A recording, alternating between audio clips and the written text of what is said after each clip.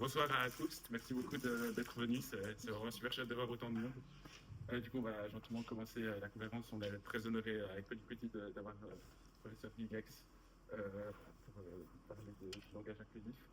Et voilà, je rappelle qu'on a aussi une exposition dans le hall du CO qui sera là jusqu'à demain. Et puis après, il y a encore un événement, le dernier événement de la semaine du langage lundi prochain. Du coup, voilà, si ça vous intéresse, n'hésitez pas à venir. Et n'hésitez pas aussi à nous dire si vous avez des questions. Voilà, merci encore d'être là. Merci pour cette invitation, pour venir vous parler d'un sujet qui fâche. Et c'est courageux quand même de venir en jeudi soir pour une présentation de 4 heures, mais c'est bien, c'est bien d'être venu pour ça. Pardon, ça fera pas 4 heures. Je commence toujours mes présentations par dire que si vous voulez flinguer votre Noël, au milieu du repas, il faut demander à votre oncle, c'est ce que je fais moi d'habitude, puis je lui dis, tu penses quoi de l'écriture inclusive? Puis juste avant, je lui ai demandé ce qu'il pensait des vaccins, comme ça on a vraiment un super Noël ensemble. Et ce que les gens ne se rendent pas compte, c'est en fait que c'est un sujet qui est vraiment travaillé déjà dans le monde de la recherche depuis les années 50, 60. En fait, ça fait vraiment longtemps qu'on travaille là-dessus. Et c'est pas un nouveau sujet. Alors les gens ne se rendent pas compte qu'il y a pas mal de sciences derrière. Je vous ai préparé, si jamais après vous aurez ma présentation, vous pourrez la télécharger et une liste de la littérature qui existe là-dessus. À l'heure actuelle, on est à peu près à 400-500 articles, principalement sur le masculin. Vous verrez, on va en parler. Mais je vais vous parler aussi d'autres choses. Alors, avant de commencer, il y a d'abord quelques fondamentaux que vous avez peut-être entendus cette semaine. Je suis en train de me dire que ma télécommande ne fonctionne pas, c'est bien. Je vais bien vérifier si ça fait. Ok, première chose, c'est d'où vient l'écriture inclusive? Qui a inventé l'écriture inclusive? Parce qu'on pense que c'est assez récent, puis en fait c'est assez intéressant parce que l'écriture inclusive ou le langage inclusif, c'est vraiment une invention de la théologie protestante. Et ça, c'est intéressant parce que j'ai pu une fois donner une présentation à Strasbourg devant les pasteurs du nord de la France. Et puis, on m'avait dit, il y a des personnes qui sont très réticentes à l'écriture inclusive. Et ça m'a permis de leur dire, mais vous, ce qui est bien à Noël, c'est que vous pouvez dire, c'est vous qui l'avez inventé, en fait. Et il y a deux, trois personnes qui bougeaient comme ça sur leur chaise, un peu mal à l'aise. Mais on voit des livres apparaître dès les années 80. Déjà même un peu avant, on voit des livres comme ceci, un Inclusive Language Lectionary, qui est un livre qui a eu plusieurs éditions, et le livre Inclusive Language in the Church. Et en fait, ce qui est intéressant, c'est dans ces livres, c'est assez marrant, on n'a pas ça à Fribourg alors qu'on a une université qui vient de très loin, hein, mais c'est marrant que vous ayez encore ça. Mais bon, tout ça pour dire, dans ce livre, vous avez par exemple la mention de ne pas utiliser l'expression le Fils de Dieu, en fait, de remplacer cette expression par l'enfant de Dieu. En fait, on propose aux pasteurs d'avoir un discours plus inclusif dans leurs sermons, dans leurs discussions. Simplement. Donc, ce que je peux déjà vous dire, vraiment, c'est que dans ces livres, il n'y a pas un seul point médian. Voilà. Donc, ça veut dire que, et j'insiste là-dessus parce que l'écriture inclusive, parfois, on la réduit à ses formes contractées, on en parlera, mais on réduit parfois l'écriture inclusive à ses formes contractées assez faussement. Alors, ça, c'était la première chose. L'autre élément qui est important, c'est un fondement d'écriture, un des fondements ici sur l'écriture inclusive, c'est la notion de genre. Alors, le genre, vous en avez discuté cette semaine, ou d'autres semaines aussi également. Ce qui est assez intéressant, c'est que je vais vous montrer ma diapositive vintage. C'est ma diapositive où j'étais vraiment très fier de moi. Il y a quelques années, je montrais ça, puis je faisais un peu le malin, comme ça, un peu genre, regardez, je suis un homme blanc, cisgenre, mais je suis hyper progressiste. Et je montrais cette diapositive. Alors, je vous montre ma diapositive vintage, puis après, je vous montrerai une vraie diapositive. Oh, pardon. Alors, ça, c'est ma diapositive vintage, voilà. Puis je montrais ça, puis je disais, regardez, c'est comme je suis malin. Le genre, c'est sur un continuum, etc. Puis je mettais des couleurs, comme ça, j'avais l'impression d'être encore plus malin.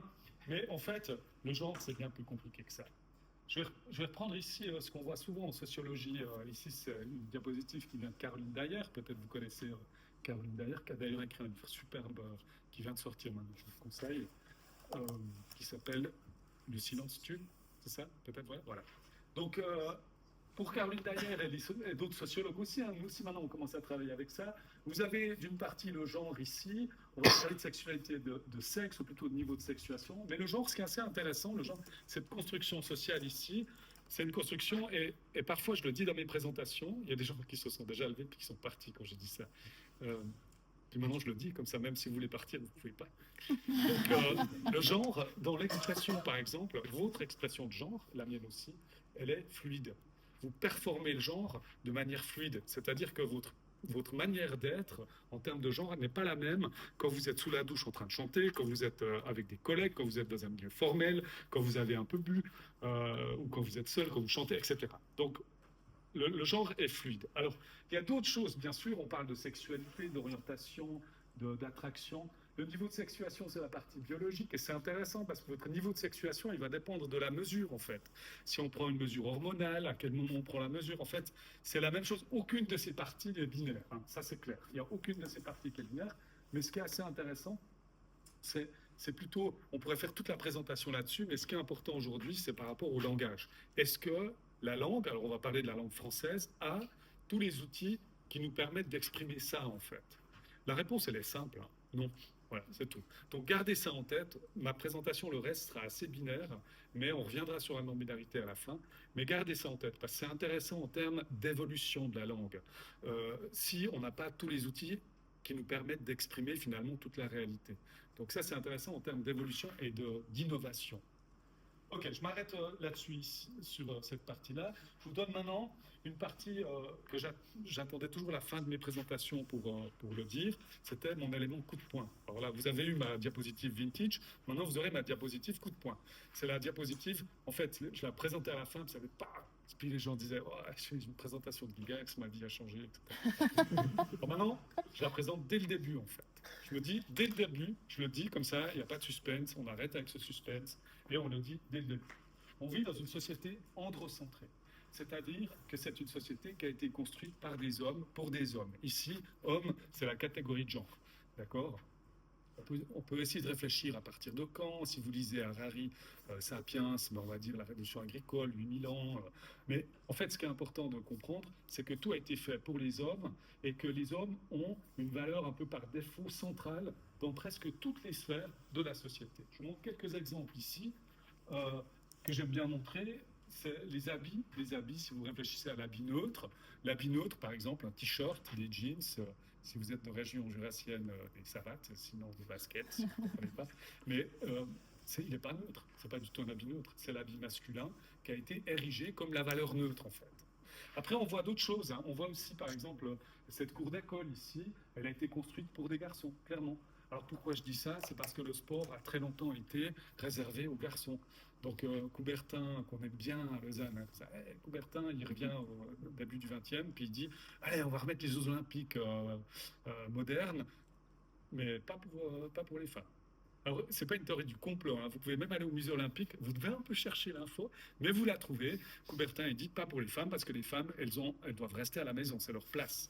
D'accord. Alors, il dit aussi que les Juifs ne peuvent pas participer aux Jeux Olympiques. Ça, c'est un autre problème de Coubertin. Mais de fait, c'est assez intéressant parce qu'on voit dans certains sports que les femmes ont eu beaucoup de peine, en fait. Et encore aujourd'hui, hein. En 2024, il y a une boxeuse qui tape un peu plus fort et qui enfin gagne un combat, hein, parce que ça faisait des années qu'elle est là. Et puis on fait, ah non, ça va pas, c'est un homme. Je pense que c'est un homme. Bon. Il y a encore des sports où on prend des mesures d'hormones pour savoir si cette femme peut concourir, enfin, etc. J'arrête là. On voit que c'est encore quelque chose qui est très androcentré. On voit que à l'école, les garçons apprennent très vite à prendre la place. Les garçons apprennent à prendre la place, on leur donne cette place, hein. Alors nous, on travaille beaucoup avec le corps enseignant, on travaille beaucoup dans les écoles pour voir un petit peu comment ces choses fonctionnent. Cette prise de place, elle a une influence à l'âge adulte. Ça, c'est un objet scientifique. Je ne vais pas en parler après, mais j'aimerais juste quand même dire, c'est un objet scientifique vraiment. Et maintenant, il y a beaucoup de données là-dessus. Les hommes parlent plus, vont plus souvent couper la parole, parlent de manière plus assertive, comme si les choses étaient des faits, même, et ça c'est important, pour les sujets sur lesquels ils ne connaissent absolument rien. C'est ça qui est important. Et ça c'est une donnée. Il y a une donnée, un article récent qui a été fait sur une analyse politique dans les débats politiques. Les hommes parlent plus sur des sujets qui ne les touchent pas. Et ça c'est intéressant. Alors, il y avait un peu de controverse pour savoir, est-ce que c'est toujours le cas, pas toujours le cas. C'est surtout dans les groupes où les gens ne se connaissent pas. C'est là que ces éléments genrés vont être les plus forts. Je m'arrête un peu là-dessus. Je finis juste par la symbolique. La symbolique, elle est intéressante ici. On voit cet homme qui est là. Après, des fois, c'est normal, si vous regardez, des fois vous avez ce panneau où les enfants doivent être accompagnés, en fait. Puis des fois, il y a un homme, puis en fait, des fois, il y a une femme. Mais ce qui est intéressant, c'est que c'est toujours le symbole d'une petite fille. C'est toujours le symbole d'une petite fille. C'est jamais le symbole d'un petit garçon à qui on doit tenir la main hein, pour traverser la rue. C'est assez intéressant. Et là aussi, si vous identifiez pas à ce personnage, ou en tout cas au genre de ce personnage, bah, traversez la route, regardez pas. C'est pas pour vous, ça, en fait. Et puis, récemment, j'ai vu ça. Je me dis c'était intéressant. Donc, je prends toujours des photocopies, des trucs comme ça, interdit aux gentlemen. Et récemment, les gens me disent oh, c'est symbolique, c'est une abstraction, etc. D'accord, mais alors maintenant, c'est quoi ce panneau, en fait? Il veut dire quoi? À Bruxelles, il y a 2 mois, je vois ce panneau, puis je me dis mais c'est quoi ça ici? Bon, j'arrête ici, c'est là-dessus, on va parler des heures là-dessus. Ce qui est important, c'est pourquoi je vous parle de ça, c'est parce que le langage n'a pas échappé à l'androcentrisme, c'est-à-dire que son évolution même n'a pas échappé à l'androcentrisme, et vos pratiques, je dis vos comme ça, je vous vexe comme ça ici, mais les miennes aussi, vont nourrir cet androcentrisme. Et ça, je vais vous montrer quelques caractéristiques formelles de la langue, une caractéristique formelle et quelques pratiques langagières qui ont cet effet-là. Je termine juste ma partie fondamentale par, bien sûr, le lien entre langage et pensée. S'il n'y a pas de lien entre langage et pensée, bon, on s'arrête, quoi. Merci, présentation de 10 minutes, voilà, on va l'apéro, c'est bon. Mais, bien sûr, alors, vous savez, vous connaissez peut-être les travaux des anthropologues du début du XXe siècle, Édouard Sapir et Benjamin Limworth. Alors, Édouard Sapir, il pensait que si vous avez que 2 mots pour parler des couleurs, à force d'utiliser ces 2 mots, ça va créer des structures cérébrales qui font que vous verrez que 2 couleurs. Alors on sait qu'il avait tort, Édouard Sapir, on sait que c'est pas comme ça que ça fonctionne. Et moi, je vais vous montrer comment nous, à Fribourg, quel cadre théorique on utilise par rapport à ce lien-là, en l'illustrant. C'est l'hypothèse de Dan Slobin, un psychologue des années 1990. Et je vous l'illustre par une petite expérience qu'on a faite avec mon collègue Michał Paszłowski.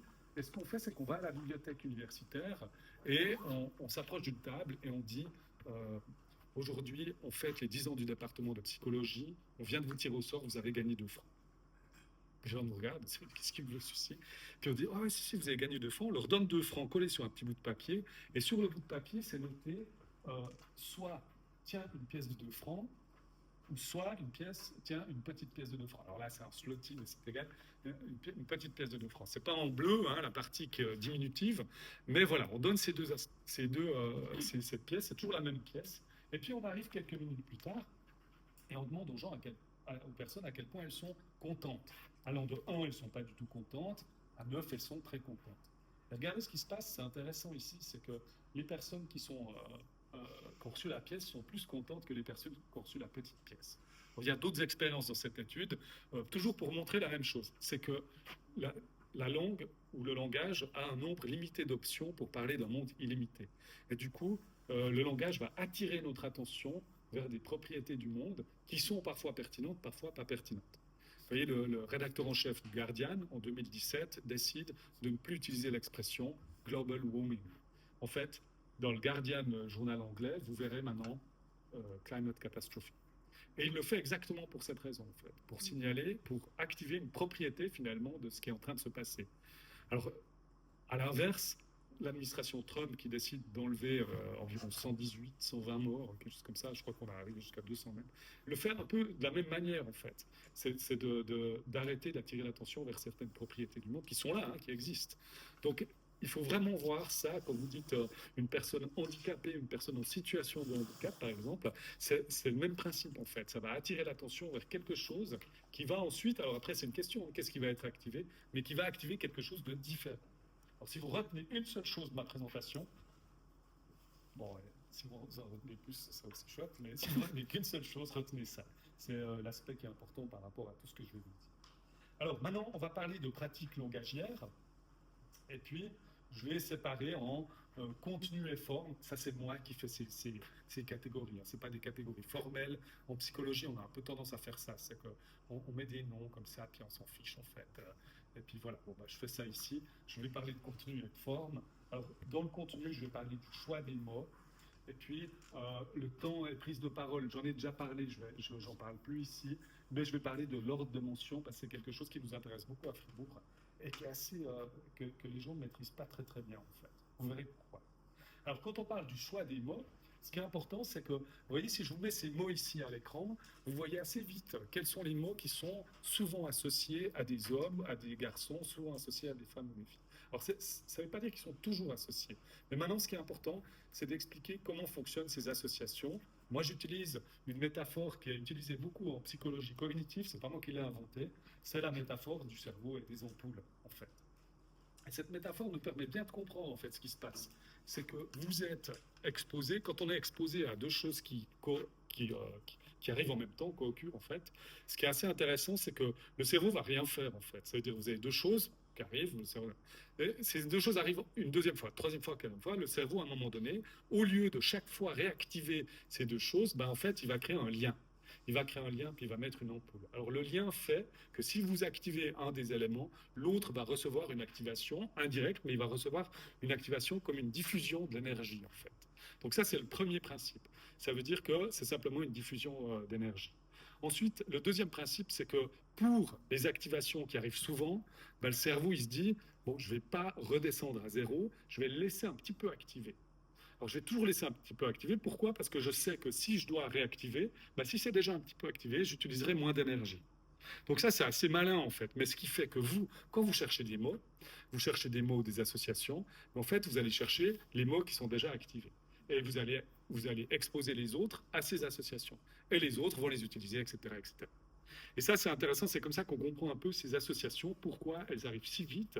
Et le problème avec ces associations, qu'on peut après traiter comme des stéréotypes, par exemple, mais c'est que c'est très, très difficile à casser. Ces associations sont difficiles. Aux journalistes, je leur propose souvent d'écrire un article sur une personne, et à la fin de l'article, de changer le genre de la personne. Et puis de relire l'article avec cette perspective. Et puis, si l'article il sonne un peu bizarre, ben c'est qu'on l'a genré en fait. Alors, ce qui est important ici, c'est que ça va très très vite. Ça va très vite et c'est pour ça que c'est difficile à changer. Mais aussi, quand les choses vont vite, elles nous donnent une impression, une sorte d'impression de biologie, en fait, une impression naturelle. C'est normal, ça arrive, ding, ça arrive dans ma tête, c'est normal. Et je vais vous montrer en fait quel est un impact que ça peut avoir avec une autre partie de la recherche qu'on fait à Fribourg sur la magie. À Fribourg, on aime bien travailler sur la magie, parce qu'on a un peu des enfants aussi. Mais la magie, c'est super intéressant en termes de genre. Pourquoi? Parce qu'il y a une association très forte magie-homme. En fait, les premières femmes qui font de la magie, 13-14e siècle, qu'est-ce qui leur arrive? Quick, au bûcher, brûlé. Voilà. Les femmes reviennent dans le monde de la magie début du XXe siècle. C'est Houdini qui remet les femmes dans le monde de la magie, mais pas comme magicienne, hein, comme assistante en fait. Où je me mets, tu me coupes, vas-y, je disparais, etc. Donc c'est intéressant. Le cercle londonien, qui est un cercle très très connu de magie, a accepté les femmes à partir de 1992. Donc c'est assez récent. Hein, quand même. Alors voilà, je vais vous montrer maintenant un tour de magie. Dans l'expérience initiale, on en a 14, je vous en montre qu'un.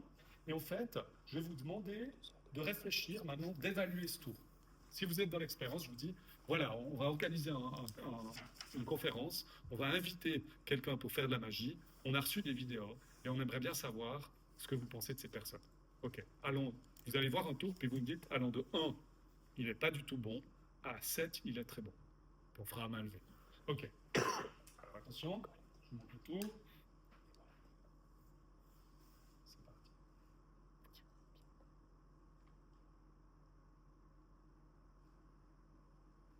Ok, qui pense 1, 2, 3, 4, 5, 6, 7. Moi, je ne sais toujours pas comment faire. Mais ce qu'on a fait, en fait, imaginez maintenant l'expérience, c'est que aux personnes qui sont ici, on vous dit, cette vidéo nous a été envoyée par Nathalie, et puis aux personnes qui sont ici, on a simplement dit, cette vidéo nous a été envoyée par Nicolas. Mais en fait, les gens qui ont vu la vidéo par Nathalie trouvent que le tour, il est un peu moins bon. Et ça, c'est intéressant parce que à compétence égale, vous ne pouvez pas faire mieux, hein, parce que c'est la même vidéo. C'est physiquement la même vidéo. d'accord, à qui on dit ça. Et puis en fait, c'est ça, en fait, ces ampoules. Ces ampoules, elles s'activent et puis elles nous font voir le monde, elles nous font évaluer les performances de manière différente. Donc ces a priori, ces ampoules qui sont activées vont nous faire voir des performances qui sont exactement les mêmes ici, c'est la même vidéo, mais de manière différente. Cette expérience a été faite en journalisme, dans la composition de musique. En fait, vous pouvez la décliner de différentes manières. Après, il y a des manières de casser ça dans cette expérience, mais si vous voulez, on pourrait garder ça pour après. Maintenant, ce choix des mots, ces associations, on y est très vite exposé dans la communication, dans les pubs. Alors là, je vous montre maintenant. Au début, quand j'ai commencé à chercher des images pour illustrer mes présentations, je me disais toujours, ah, il va falloir que j'aille chercher les années 80. Eh non, non, non, pas du tout. Je vous montre 2019. Ici, je vous montre ici une image. Donc, la petite fille modèle, le petit génie des maths, l'âme d'artiste, graine de champion ici. Je regarde si je vois des gens qui ressemblent un peu à celle-ci. Mais voilà. Mais de fait, vous voyez, c'est pas 1980 hein, ici, c'est 2019. On est encore là, on est très exposé. Alors, si ça vous intéresse, suivez Pépites Sexistes. C'est une association qui est très intéressante à part ça, qui va chercher ces images et qui montre qu'on baigne là-dessus, hein, on baigne dans ces images-là. Moi, je suis allé chercher aussi à l'école. Regardez à l'école.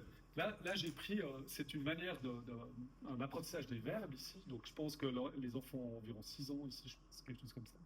Et regardez, alors je ne sais pas si vous voyez bien, mais il y a des choses vraiment intéressantes ici. Vous voyez, nettoyer ici, donc on voit clairement une femme qui nettoie. Après, il y a des choses qui sont intéressantes. Regarder et puis aider, par exemple. Là, on a un peu de paternalisme, de sexisme bienveillant ici. C'est genre, aider, ça veut dire que il y a un homme qui se retourne, et j'imagine ça veut dire ça, c'est qu'il voit une femme qui est en train de tirer une valise, puis il se dit, ah, je vais devoir l'aider, parce que sans moi, je ne pense pas qu'elle arrivera à tirer cette valise. Bon. Donc, on voit que dans cette notion d'association, on est encore là. Ici en plus, dans l'apprentissage de la langue, hein, ça n'a rien à voir ici. Oui, j'ai pas compris, l'image d'avant, c'était un catalogue d'avis. C'était un catalogue d'avis, ouais. Mais quoi, il y avait des jours? Pourquoi il y avait des jours? Lundi, mercredi. Ah, mais parce que comme ça, vous choisissez quel jour vous voulez mettre, quel jour vous mettez les habits, je pense, c'est ça. Je sais pas, ouais. On pourrait discuter après de cette image dans ce sens-là. Ouais. Alors moi, je vous montre aussi maintenant dans le cadre professionnel, parce qu'il y a un truc qui est vraiment intéressant, et je suis allé regarder en sociologie les articles qui parlent de ça. C'est assez intéressant, c'est les questions qui sont posées aux femmes et aux hommes, et l'asymétrie. Alors, il faut vraiment garder ça, c'est l'asymétrie, c'est-à-dire que ce pas les mêmes questions qui sont posées aux femmes qu'aux hommes. Et ici, je vais vous montrer Alison Chassagne, qui est une réalisatrice qui a fait un petit documentaire. Puis elle se dit, si on posait les mêmes questions aux femmes et aux hommes. Alors en fait, ce qu'elle va faire, c'est qu'elle va poser des questions à des cadres, des hommes cadres, qui sont habituellement posées à des cadres, des femmes cadres. En fait, elle pose les mêmes questions qui sont habituellement posées à des femmes cadres, à des hommes cadres. Et je vous montre ici ce que ça donne. J'espère que ça marche. Il semble le son, ça va fonctionner. Vous n'êtes pas stressé? Non, si. Si, ça va bien se passer. Hein. J'espère. Très beau costume. Oui, je vous remercie. Vous êtes très beau.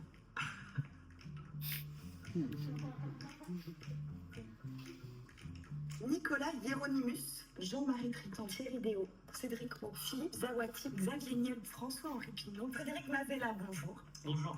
Bravo pour votre parcours exceptionnel. C'est très rare d'occuper de telles fonctions pour un homme de votre âge, on n'est pas habitué.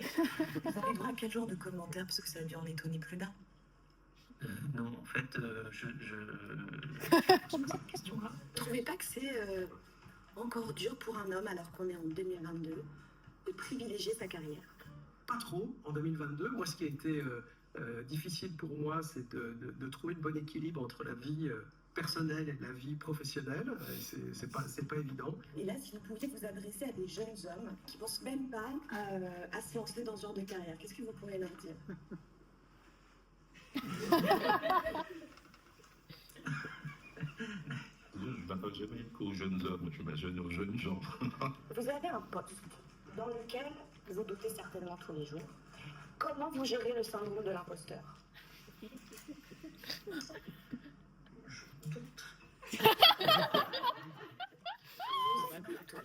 Combatif et doux, créatif et doux, carrément agressif et doux.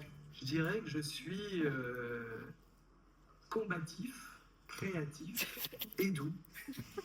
Ah oui, parce que vous êtes doux. On est tous doux, bah Ah oui. oui, Le mot doux doit pas être celui qui me...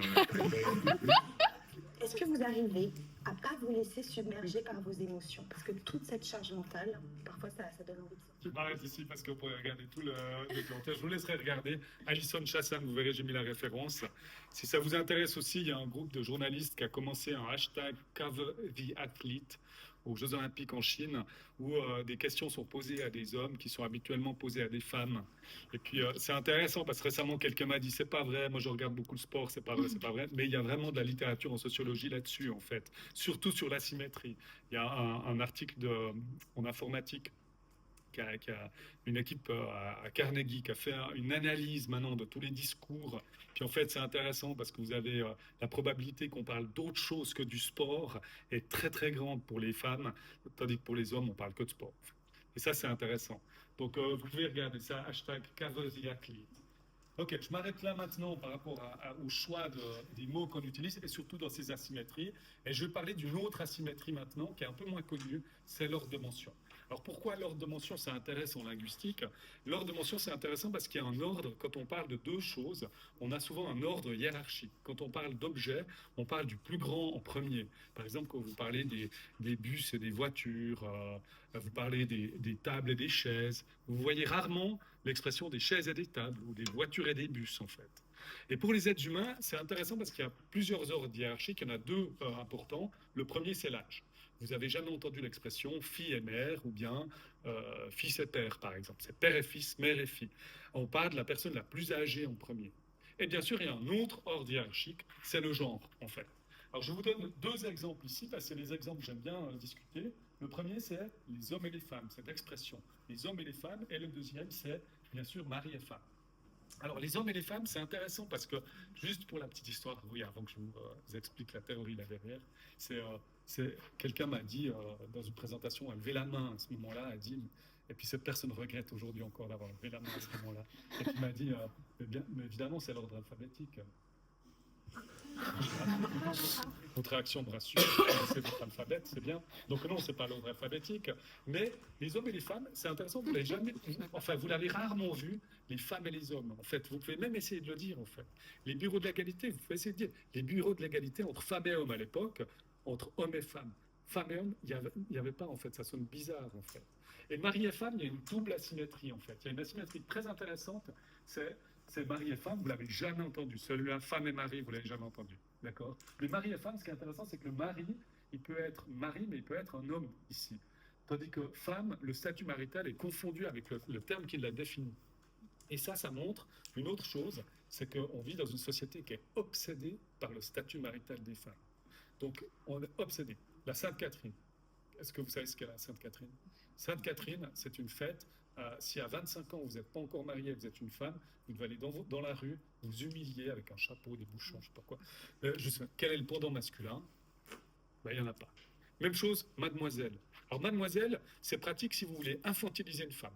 Puisque mademoiselle, on l'utilise pour parler d'un enfant, mais on peut aussi l'utiliser pour infantiliser une femme, ou on peut l'utiliser pour le statut marital des femmes, mademoiselle, d'accord? Ce qui est intéressant parce que, alors faites l'expérience. Ce soir, vous faites l'expérience. Vous allez, si vous allez au bar ou au bistrot, vous allez faire ce que je fais moi. Je dis souvent, ma fille, elle déteste. Ma fille a 16 ans, elle déteste quand je fais ça, mais je le faisais depuis qu'elle était toute petite. Puis en fait, mon père me dit toujours, ah mais moi j'ai 79 ans. Enfin, il me dit pas, il a 79 ans. Il me dit, tu m'embêtes avec ce mademoiselle parce qu'il n'arrive pas à changer en fait. Il est là au bistrot, puis il dit mademoiselle, puis il dit ah je suis désolé Pascal. Machin. Puis je dis ah non mais alors t'arrives pas à changer ça. Mademoiselle en madame, hein, c'est pas trop difficile, mais bon, t'arrives pas. Alors ce que tu vas faire, c'est que tu vas utiliser le pendant masculin de mademoiselle. C'est damoiseau ou mon damoiseau. Alors moi je fais ça. Je suis au bistrot comme ça, puis un serveur, puis je fais mon damoiseau, s'il vous plaît. Puis il y a ma fille qui est en train de creuser un trou. Mon damoiseau, j'aimerais une petite bière, s'il vous plaît. Puis les gens me disent, mais pourquoi tu fais ça? Puis moi je fais. Il est pas marié. Alors essayez, vous verrez. Alors ça ne voulait pas dire la même chose, mais essayez, c'est une asymétrie qui est assez intéressante. Bon, après, vous allez me dire maintenant, mais ça a quoi comme effet? Parce que ce qui est important, c'est un effet psychologique. Quel est l'effet psychologique de l'ordre de mention? On va le faire ensemble. On va faire un petit exercice. Vous allez réfléchir maintenant aux couples que vous connaissez autour de vous, que ce soit des couples homosexuels, lesbiens, hétérosexuels, c'est égal. Réfléchissez simplement aux couples que vous connaissez, des couples d'amis, et puis comment vous avez l'habitude de les nommer. Donc, par exemple, vous dites, ah tiens, ce soir, on va aller boire un verre avec tel et tel. Ou bien, tiens, je vais inviter tel et tel. Alors, réfléchissez juste à 3-4 couples, comme ça, que vous avez autour de vous. Comment vous avez l'habitude de les nommer? Vous avez une manière qui est assez régulière, en fait. Vous les nommez toujours un peu de la même manière. Alors, vous allez remarquer très vite que vous les nommez d'une manière... La première personne que vous nommez, c'est la personne qui est plus importante pour vous. Elle est plus importante, vous la connaissez depuis plus longtemps, vous êtes plus proche, etc. Cette notion d'importance, vous comprenez maintenant ce que c'est une société où on a tendance à nommer plus fréquemment les mêmes personnes en premier. Nous, on a une petite expérience où on a 2 personnes qui préparent un voyage pour aller à Bruxelles, et puis les 2 font la même chose, elles se rencontrent, une va chercher les cafés, l'autre les croissants, une va commander le train, l'autre l'hôtel, etc. Elles font la même chose. Et à la fin, on demande qui a été la personne la plus active pour préparer ce voyage. Et en fait, les gens nous disent, c'est la première personne que vous mentionnez qui est considérée comme la plus active. Et en fait, c'est intéressant parce qu'en termes sociologiques, quand on nomme pratiquement toujours les mêmes en premier, on voit ce que ça veut dire dans une société, encore une fois, androcentrée. Alors évidemment, là, moi je vous regarde parce que je vois même à votre regard, vous êtes en train de chercher ce contre-exemple, quoi. C'est pas vrai, quoi. Et il y en a un qui vient du XVIIIe siècle où les femmes sont toujours nommées en premier. Alors on va pas parler de Marie et Joseph, parce que Marie et Joseph, en termes d'importance, on va quand même admettre que Marie a fait plus dans l'histoire. Mais il y en a un autre où les femmes sont nommées en premier. C'est une expression en français, mais dans d'autres langues aussi. Mesdames et messieurs. C'est mesdames et messieurs, ladies and gentlemen. Et là, vous vous dites, oui, bien sûr, parce qu'au XVIIIe siècle, les femmes, elles ont tout le pouvoir. C'est les plus importantes. Non. Au XVIIIe siècle, les femmes, non seulement elles n'ont pas de pouvoir, mais elles n'ont pas de droit. Vous voyez, les droits de l'homme, ça n'a jamais été voulu comme quelque chose de générique. Les droits de l'homme, c'était les droits de l'homme.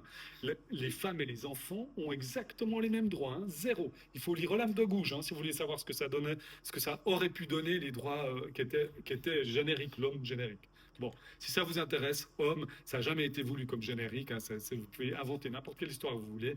La première fois qu'on voit dans le dictionnaire que homme pourrait être aussi pour autre chose, c'est dans les années 1930. Donc c'est quelque chose qui est assez intéressant. Eliane Guénaud a écrit un livre là-dessus. On reviendra peut-être sur l'histoire plus tard. Ok, j'arrête ici. Votre vie va devenir un enfer. Parce que vous avez remarqué, cet ordre de mention est très très présent dans la langue.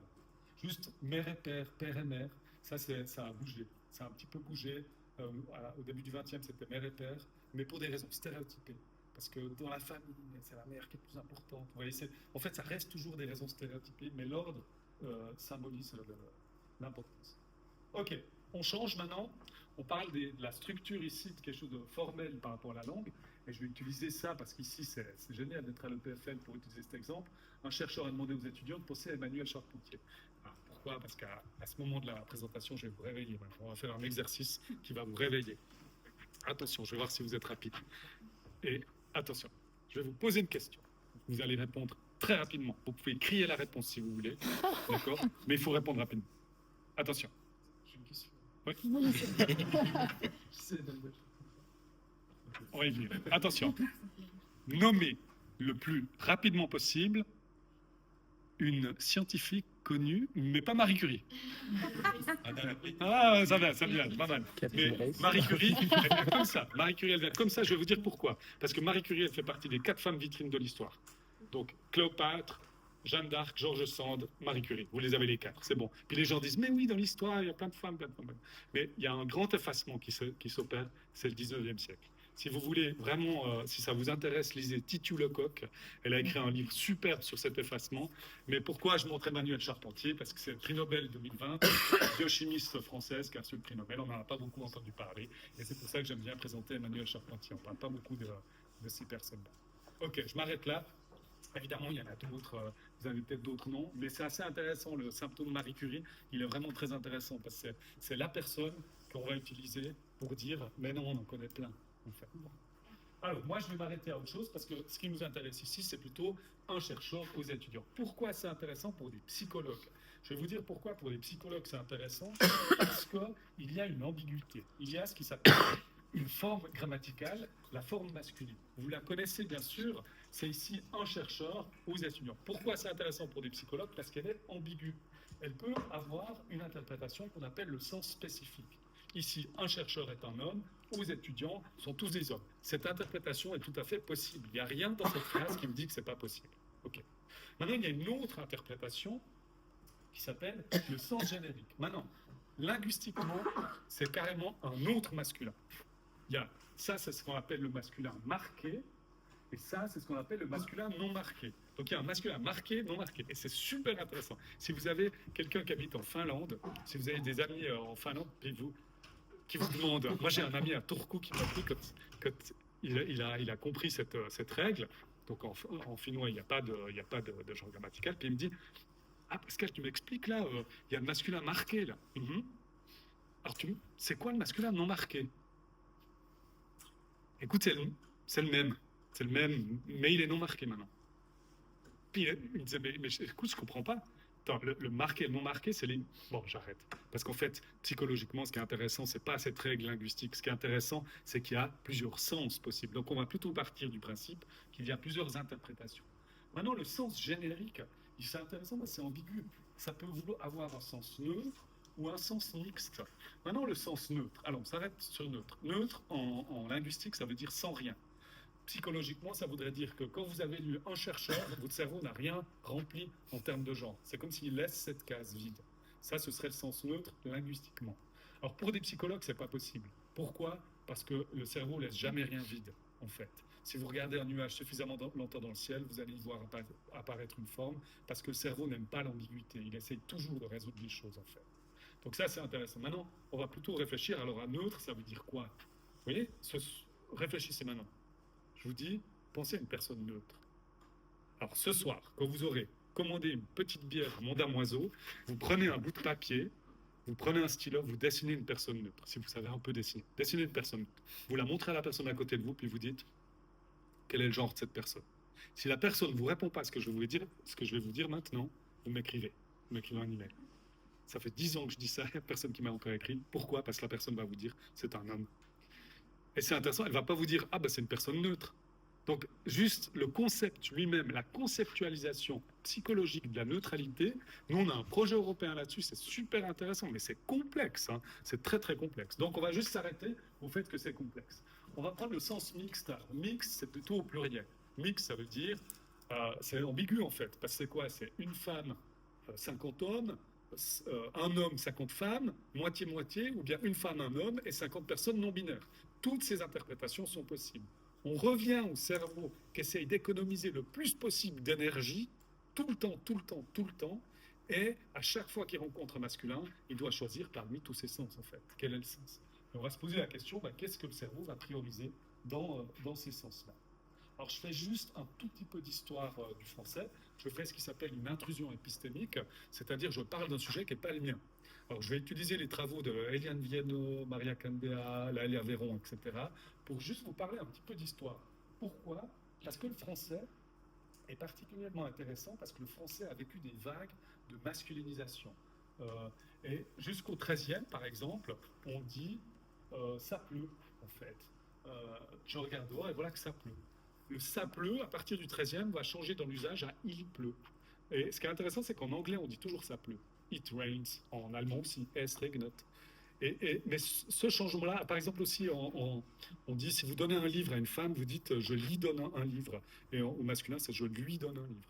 Et on commence à utiliser le lui aussi pour les femmes. Donc ça, cette masculinisation, elle est intéressante, mais pour nous, elle est moins intéressante. Nous, ce qui nous intéresse, c'est le XVIIe siècle. Pourquoi le XVIIe?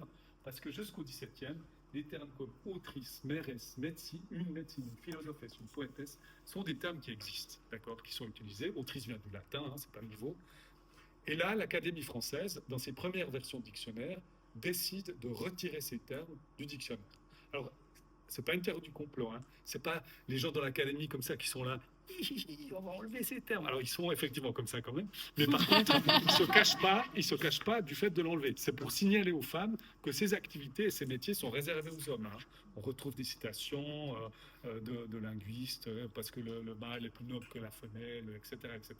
Mais ce qui est important, c'est que ces mots-là disparaissent, alors prennent 3 siècles, hein, pour disparaître, parce que l'Académie, son dictionnaire, comme maintenant tout le monde s'en fiche, Par contre, ces mots disparaissent quand l'école devient obligatoire, au 19e. Ce qui est important, c'est que vous voyez quels sont les termes qui ont disparu. Hein.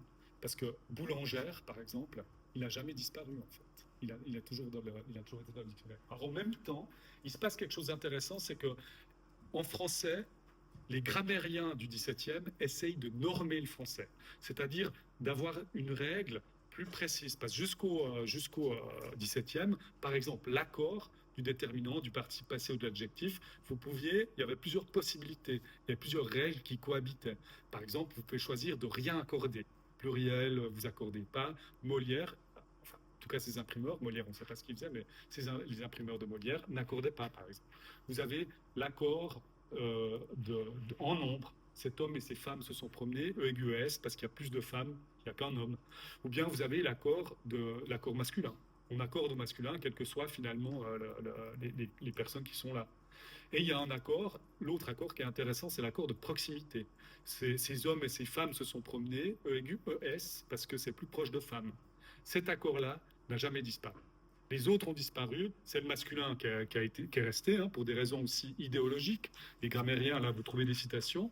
Mais ce qui est intéressant, c'est que l'accord de proximité, malgré le fait qu'on essaie de le faire disparaître, ne disparaît pas. Et vous l'utilisez tous les jours. Et on va faire un exercice de français. J'aime bien faire ça parce qu'au moment où je dis on va faire un exercice de français, d'un coup, le rythme cardiaque augmente comme ça. Attention.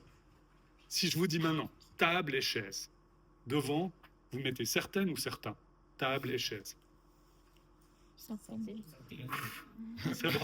C'est bon, vous avez passé le test.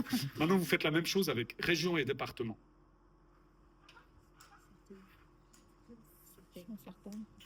Essayez de le faire au masculin, ce qui est normalement l'accord du masculin qui est par défaut. Ça ferait certaines régions et départements. Ça, vous ne le voyez pas.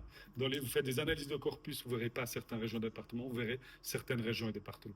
On l'entend aussi dans un ou une joueuse, en fait. Et c'est intéressant parce que c'est surtout un accord qui est resté pour les êtres inanimés. Et maintenant, on le voit de plus en plus pour les êtres animés, les êtres humains aussi. Pourquoi ? Parce que dans certaines formes d'écriture inclusive, c'est très pratique, en fait. C'est d'utiliser cet accord de proximité. Un ou une joueuse. Certaines joueuses et joueurs, en fait. Et on le voit. Bon, je m'arrête ici là-dessus. Je vous montre juste qu'en anglais, il s'est passé quelque chose d'assez semblable.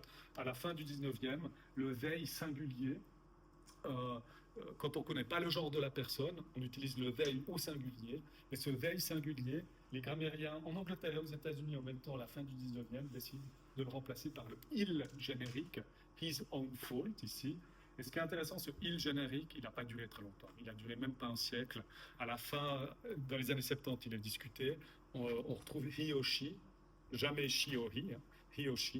Et puis ensuite, le they singulier est revenu en force, d'abord comme un pronom neutre, mais également utilisé pour exprimer la non-binarité. On reviendra là-dessus sur ce they, mais le il, si vous voyez un il générique en anglais, c'est une personne qui a traduit d'une langue comme le français ou l'allemand. En Angleterre, on le retrouve. Je vous montre maintenant, juste pour terminer cette partie historique, la caricature d'une autrice, d'une écrivaine, par Honoré Daumier, qui est un caricaturiste connu du 19e, pour voir un petit peu comment ces autrices, les femmes qui écrivent, les écrivaines, sont perçues.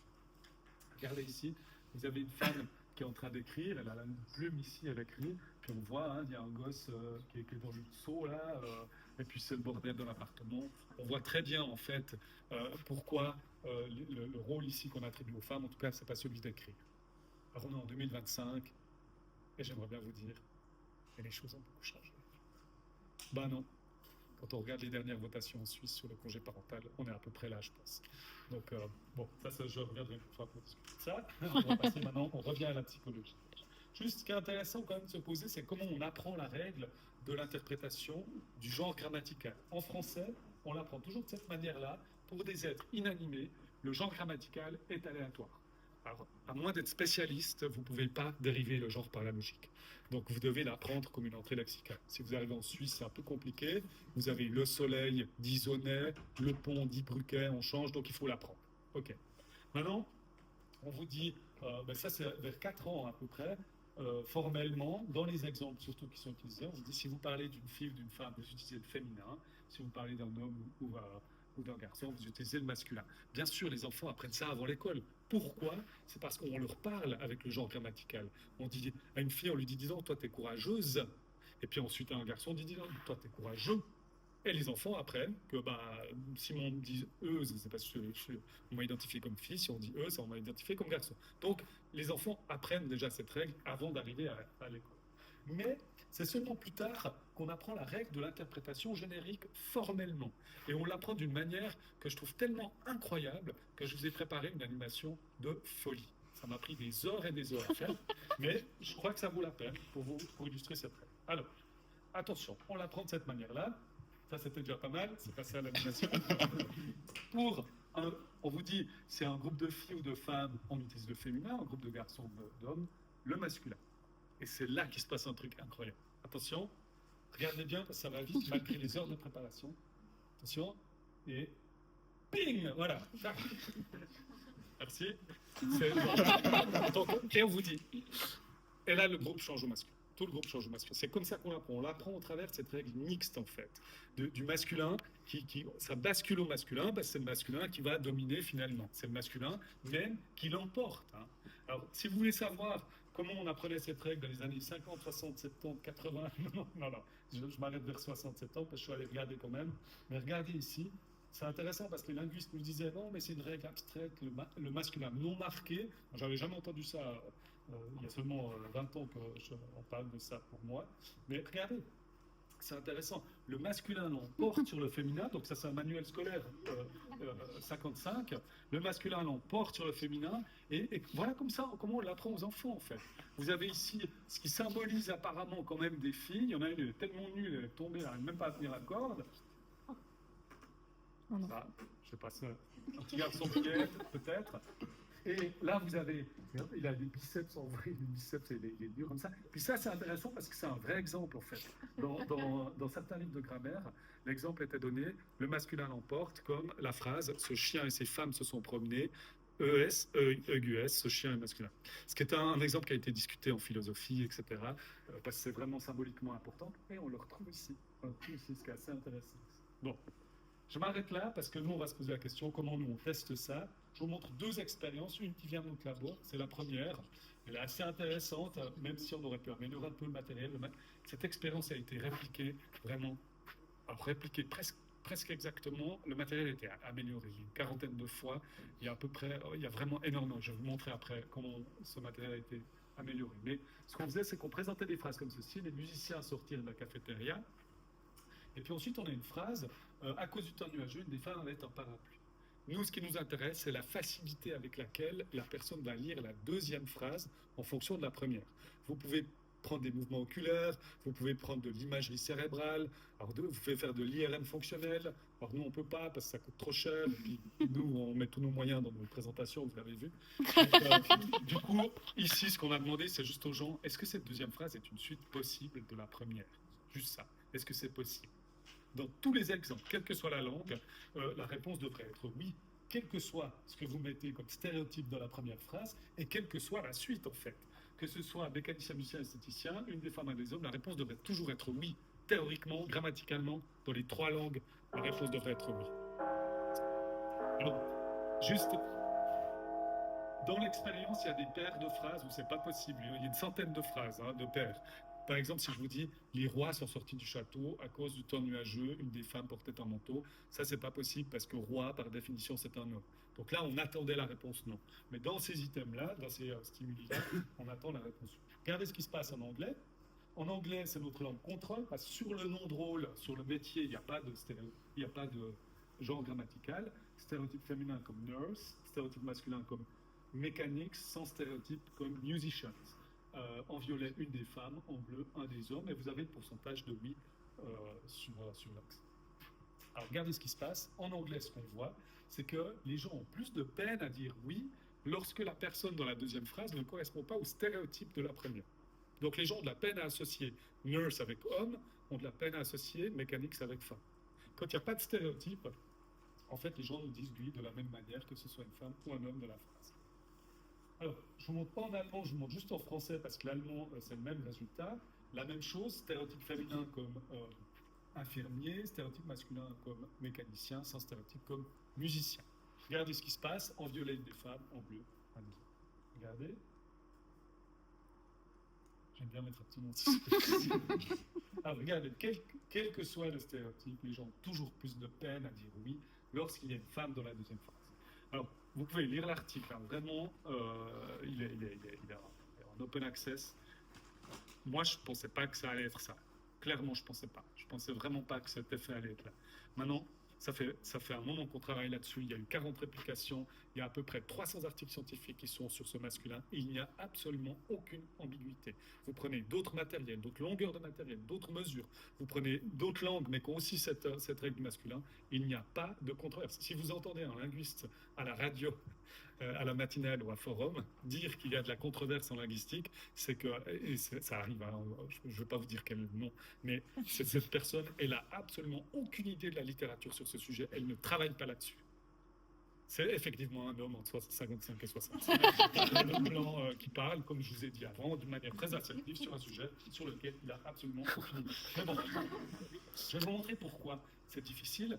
Avec le travail de Julia Mizersky au Max Planck Institute, elle, ce qu'elle fait, c'est qu'elle va mesurer l'activité électrique du cerveau. En fait, je vais vous dire pourquoi elle fait ça, et on va même faire un exercice. Je vais créer un pic d'activité électrique dans notre cerveau maintenant. Ça fait un peu mal. Non, pardon. J'aime bien un psychologue qui dit ça, il faut toujours faire attention. Alors, je vais créer un pic d'activité électrique dans votre cerveau. Je mets du beurre sur ma tartine avec une chaussette. Au moment où j'ai dit chaussette, votre cerveau, ça a fait... Voilà. On peut mesurer ce pic d'activité électrique, et elle, c'est exactement ce qu'elle va faire avec des phrases comme ceci. Elle prend des phrases, alors elle le fait en allemand, je vous ai mis la traduction. Elle prend Die Studentinnen gingen zur Mensa, les étudiants sont allés à la Mensa, weil manche der Männer Hunger hatten. Vous voyez déjà que ça a amélioré par rapport à notre matériel, parce qu'ici il y a un parce que qui lie les deux phrases. Bon voilà, ça c'est un point qui est pas trop important. Ce qui est important ici, c'est qu'elle prend une mesure de l'activité électrique au moment où les gens lisent Männer, qui n'est pas possible ici. Grammaticalement, c'est une erreur ici. C'est une erreur grammaticale, puisque Studentinnen, c'est féminin, exclusif, et Männer ne peut pas être associé au féminin. Ok. Donc ici, il devrait y avoir l'activité comme la chaussette.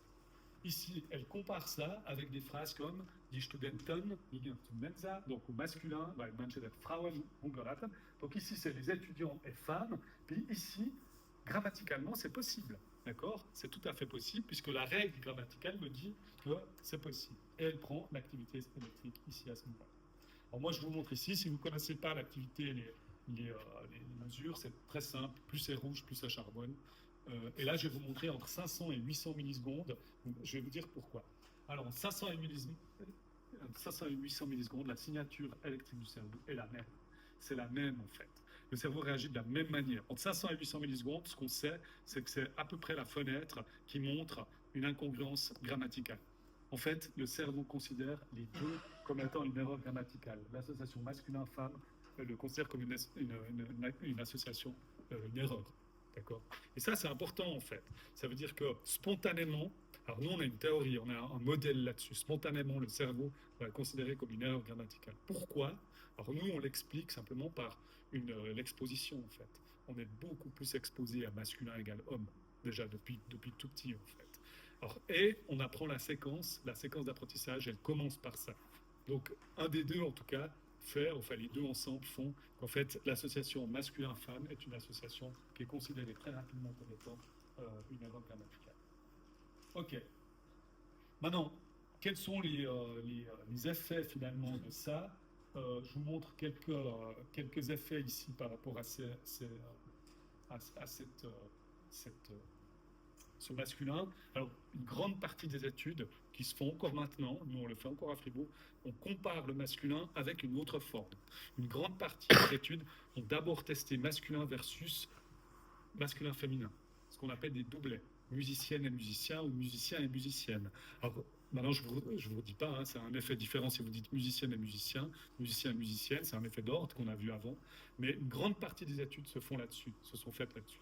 Ces études-là, alors maintenant, il y a aussi avec les formes contractées, avec le point médian, il y a aussi avec les formes épicènes, on parlera peut-être de ça après rapidement, mais une grande partie de ces études montrent surtout que la visibilité des femmes augmente. Alors, elle augmente simplement, ça augmente pas de rien du tout à beaucoup, hein. Ça augmente simplement un petit peu la proportion de femmes perçues dans ces métiers. Donc, quand les gens nous disent l'écriture inclusive, ça ne va pas révolutionner le monde. Ben oui, bien sûr. Par contre, ça a un impact sur la visibilité. Tout ce qui vient après la visibilité, ça c'est une autre mesure en fait. C'est un autre projet, ça. En tout cas, projet de recherche. Nous, on s'intéresse à la visibilité, mais ensuite, il y a d'autres choses par rapport à cette visibilité. Donc, le Figaro avait un titre, un journal, Figaro en France, titrait « L'écriture inclusive ne va pas empêcher un connard de battre sa femme ». Alors nous, on a répondu au Figaro, mais le Figaro n'a pas publié notre réponse. C'est le Temps qu'il a publié finalement. Mais les salaires égaux non plus. Hein. Ça ne va pas empêcher un connard de battre sa femme. En fait, c'est intéressant ça. Si quelqu'un vous dit mais ça ne sert à rien, en fait la question c'est que ça sert à la visibilité. Par contre, après, ce que ça a comme impact, ça c'est autre chose. C'est une autre question ici. Alors nous, on se la pose cette autre question, puisqu'on va travailler aussi sur les aspirations professionnelles, les métiers chez les jeunes. Alors ces études ont commencé déjà en 2005 avec Armand Chattard, mais nous on a continué là-dessus de 2 à 18. Alors bon, c'est les 2 ans, c'est pas tellement des aspirations professionnelles, mais c'est intéressant parce que chez les jeunes, suivant la mesure qu'on prend, ça change un petit peu les effets. Des fois c'est plutôt les stéréotypes. En 12 et 16 ans, c'est les stéréotypes qui sont très très importants. Comment vous présentez le métier, c'est pas important. C'est le stéréotype qui est plus important. Après 16 ans, le langage a beaucoup de rôles. Avant 12 ans, le langage a aussi pas mal de rôles.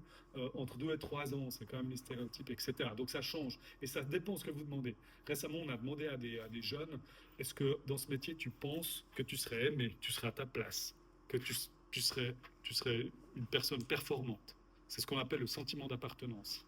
Et quand vous demandez ça, on demande, est-ce que ce métier t'intéresse ? Est-ce que tu penses que tu seras une personne performante? On demande les deux choses.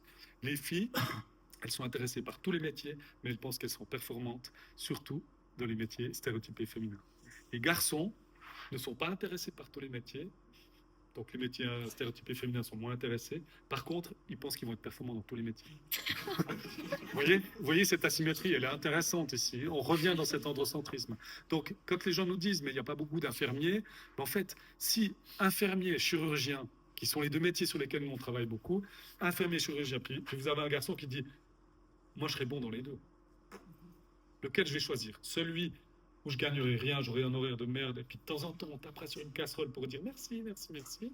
Ou bien celui où je serai monstre valorisé, j'aurai un salaire énorme. Voilà, donc on travaille aussi là-dessus. Ça veut dire que le langage, je peux vous en parler des heures, mais il y a d'autres choses qui doivent venir en parallèle. C'est pas possible de travailler seulement sur le langage. Ça va, comme n'importe quelle démarche, ça va pas révolutionner. Et l'intérêt, ici, je vous montre juste une étude qui est intéressante de Henschel et collègues sur l'intérêt des femmes pour certaines formations. Dans certaines études, on propose par exemple des formations continues. Puis on dit, voilà une formation continue, ici c'est sur le management, est-ce que ça vous intéresse de vous inscrire? Et puis ici, dans cette étude, elle montre que les femmes ont plus d'intérêt dans ces formations continues si elles sont présentées en doublet que seulement au masculin, par exemple. Donc ça, c'est des effets concrets, en fait, qui sont aussi mesurés. Alors, je prends juste quelques minutes quand même pour terminer en pratique, parce qu'il y a de la recherche là-dessus également. Quand on se pose des questions, est-ce qu'il faut changer de pratique? Vous me posez sûrement la même question, est-ce qu'il faut changer de pratique? Ça, moi, je ne peux pas dire. Les pratiques que vous avez, vous pouvez les garder. Si quelqu'un utilise le masculin, moi, je ne vais pas lui dire, il faut changer ta pratique.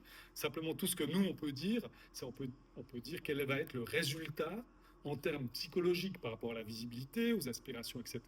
Et mes collègues peuvent dire quel va être le résultat en termes sociologiques. Après, c'est à vous, c'est aux gens de choisir. Enfin, j'ai tendance à dire, si le patriarcat et l'androcentrisme, c'est votre kiff, continuez d'utiliser au masculin. Je veux dire, changez pas, changez rien. Mais de fait, si vous voulez changer, il y a quand même une première question, et ça, peut-être à Noël, quand vous avez parlé des vaccins et ensuite de l'écriture inclusive, peut-être n'utilisez pas ce terme, c'est la démasculinisation. C'est vrai parce que c'est ça dont on parle, c'est qu'il y a eu des vagues de masculinisation, puis là on a de la démasculinisation. Quand les gens nous parlent de féminisation du langage, c'est faux, c'est une erreur sémantique. On pourrait parler de reféminisation, ça ce serait juste, mais pas de féminisation. Vous voyez, c'est intéressant ça. Et donc, il y a cette partie de langage de l'écriture inclusive, mais bien sûr, j'en ai peu parlé, de solutions binaires et de solutions non binaires. Alors, par rapport à l'inclusion et la non-binarité, ce qui est important, c'est qu'il y a plusieurs outils qui existent. L'écriture inclusive, il y a vraiment plusieurs outils. Avec une faute d'orthographe ici. Chaque fois, j'oublie de changer. Bon, il y a ce qu'on appelle l'inclusion implicite. au singulier et l'inclusion explicite. Ça, c'est des outils d'écriture inclusive très différents. Donc, par exemple, dans les outils d'inclusion implicite, on a ce qui s'appelle la neutralisation, et dans les outils d'inclusion explicite, on a la visibilisation. Donc, la neutralisation, c'est ce qu'on appellerait en anglais degenderizing, c'est-à-dire on va simplement sortir du genre, on va éviter le genre, et la visibilisation, c'est on va plutôt exprimer les catégories de genre qu'on pense, qu'on souhaite exprimer à ce moment-là. Mais c'est des outils d'écriture inclusive qui sont très différents. Ces outils-là, tous les outils d'inclusion implicite sont inclusifs également de la non-binarité. Pour la binarité, il y a, pour la non-binarité et la visibilisation, là, on a besoin d'innover. On doit innover. On peut le faire lexicalement, on peut dire une personne non-binaire. Mais si on veut, par exemple, parler d'un musicien ou d'une musicienne, ou d'utiliser un terme qui va exprimer la non-binarité, là, c'est un projet en soi. C'est un projet d'évolution. Et là, ça existe. Je vous montrerai après juste une référence. Et je vous montre un petit peu rapidement ici ces aspects-là. La reformulation par le groupe, ça peut être même de dire le PFL a décidé d'avoir des toilettes non genrées. Exemple, totalement au hasard. Mais de fait, vous voyez, ça c'est non genré. Le PFL a décidé que, la direction a décidé que. Alors ce qu'il faut faire attention, c'est que sociologiquement, les gens ont tendance à être moins critiques. Si vous voulez que les gens ne soient pas critiques par rapport à votre mesure, vous allez reformuler par le groupe au lieu d'individu. Et si je vous dis la rectrice, alors je dois dire l'ancienne rectrice de l'université de Fribourg a décidé d'augmenter les taxes universitaires. Exemple au hasard. Là, vous avez 1000 personnes qui font une manif. Si vous dites le rectorat a décidé d'augmenter les taxes, là, il y a 500 personnes. Vous dites l'université a décidé d'augmenter, le canton a décidé. Puis si vous voulez aller jusqu'au bout de la démarche, vous dites la main invisible du marché a décidé d'augmenter les taxes universitaires. Comme ça, là, il n'y a plus personne dans la manif, en fait. Donc, vous voyez, ça, c'est des aspects, il faut toujours garder ça en tête. Il y a des positifs, il y a des négatifs. Les épicènes, par exemple, il y a des épicènes qui fonctionnent bien, la personne, une personne, ça fonctionne très très bien, ça. Mais il y a des épicènes qui fonctionnent un peu moins bien, un individu. Ça fonctionne mieux qu'un masculin, mais quand même moins bien qu'une personne, par exemple. Et les formes passives. Ensuite, dans la visibilisation, vous avez les doublets. On en a beaucoup parlé, musiciennes, musiciens. Les doublets contractés. Donc, c'est ces formes avec le point médian qui semblent poser beaucoup de problèmes, surtout aux politiques, mais on peut en discuter si vous voulez dans la discussion, parce que nous, on écrit beaucoup là-dessus, sur ces formes contractées. Moi, je ne les utilise pas personnellement, à part si je dois exprimer la non-binarité. Donc, juste pour terminer, parce que j'ai peu parlé de la non-binarité, puis on a vraiment des gros projets là-dessus, il existe quand même des formes contractées. Vous l'avez peut-être vu, si vous voulez exprimer la non-binarité ou la neutralité. Pour l'instant, il y a beaucoup de questions sur est-ce que ça exprime la non-binarité ou simplement la neutralité en termes de genre. Ça y est, c'est une question conceptuelle. On voit un X qui est apparu. D'abord, il est apparu entre le masculin et le féminin. Puis maintenant, de plus en plus, il est apparu là, il apparaît là, à la fin, pour des raisons d'oralité, je pense. Alors, je le dis, mais je ne suis pas sûr, mais pour des raisons d'oralité, je pense dans l'usage. Parce que étudiant texte, vous pouvez le dire, ça sonne bizarre si vous ne l'avez jamais utilisé, mais étudiant texte, c'est tout à fait prononçable. Ce n'est pas vraiment compliqué, en fait. Donc, vous avez ces formes contractées qu'on a vu apparaître, collaborateurs sexe, et ensuite, vous avez aussi des néologismes, des nouveaux termes. Alors, nous, on travaille pas mal sur les néologismes, pas seulement sur le genre. Vous avez dit bonjour à tous avant, c'est un terme qui est utilisé. Tuxt aussi, celle-là, il est intéressant parce que le féminin, il arrive avant. Et c'est collaborateuristes, auditeuristes. Si vous écoutez les couilles sur la table de Victoire Tualion, elle commence toujours par dire chers auditeuristes, par exemple. Oui. Mais du coup, avec le point médian, on ne retrouve pas la même problématique avec le hiérarchique de... Ouais, en français, le masculin, il est toujours avant. Ouais. Le masculin est toujours avant, puisque le féminin est souvent un suffixe du masculin. C'est juste. Hein. C'est une des raisons pour laquelle, par exemple, moi, j'utilise peu. Parce qu'il y a toujours cet ordre de mention qui m'embête. Et les dernières études sur des plus longs textes semblent montrer que le doublet, il fonctionne toujours, même sur des longs textes, pour visibiliser les femmes. Alors, pour l'instant, il y a surtout des tests sur la visibilité des femmes, mais que la forme contractée, elle marche moins bien, en fait, probablement parce qu'en s'habituant, les gens commencent à plus lire cette femme. Ouais. Donc ça, c'est vrai, c'est aussi une question empirique, cette ordre de mention. Voilà, puis on trouve, c'est nouveau. Alors pour les personnes qui ne les ont jamais vus, c'est des termes. Collaborateur existe toujours, collaboratrice aussi, et collaboratrice, c'est un néologisme qui vient surtout des formes contractées, qu'on lit finalement sans la contraction. collaboratrice, et c'est des termes qu'on utilise. Il y a d'autres néologismes qui apparaissent comme ingénieur. Donc ingénieur masculin, ingénieuse c'est un petit peu compliqué parce que c'est le féminin d'ingénieux aussi, mais on peut discuter de cette ambiguïté parce que ça c'est aussi intéressant. Mais de fait, ingénieur a été proposé, on le voit de plus en plus, peut-être vous l'avez jamais vu, AIRE, puisque les termes en AIRE, IST, R, OG sont des termes qui ne sont pas marqués en fait. Donc les néologismes avec ces termes, ça aurait pu être ingéniste aussi d'ailleurs, mais ingénieur semble avoir été plus facilement utilisé.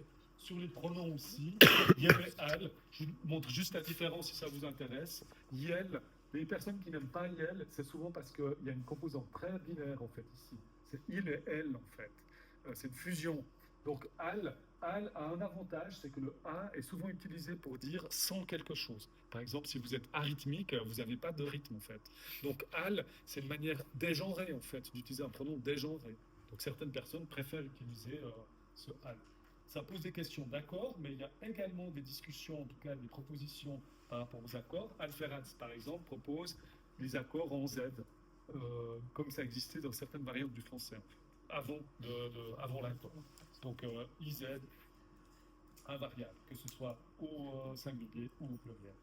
Ou aucun accord, mais aucun accord, on revient toujours au masculin. Si ça vous intéresse, lisez ce livre, je crois qu'il est réédité maintenant. Alferaz a écrit un livre génial, son site est excellent, vraiment, vous avez tout sur son site. Et voilà. Alors je remercie, on ouvre la discussion si ça vous va, je remercie juste toutes les personnes qui ont travaillé sur ce que je vous ai présenté aujourd'hui, c'est important.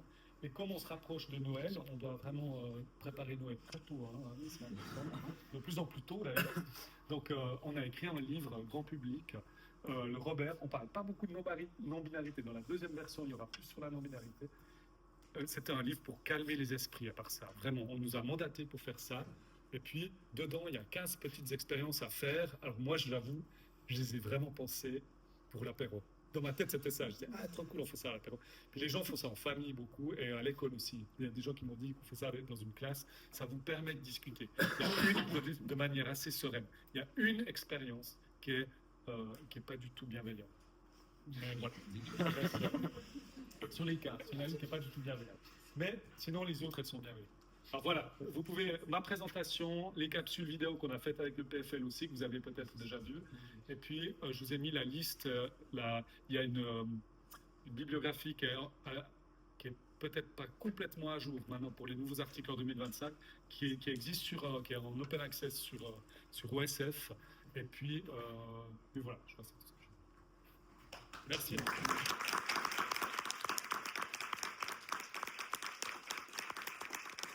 Est-ce que vous avez des questions? Oui?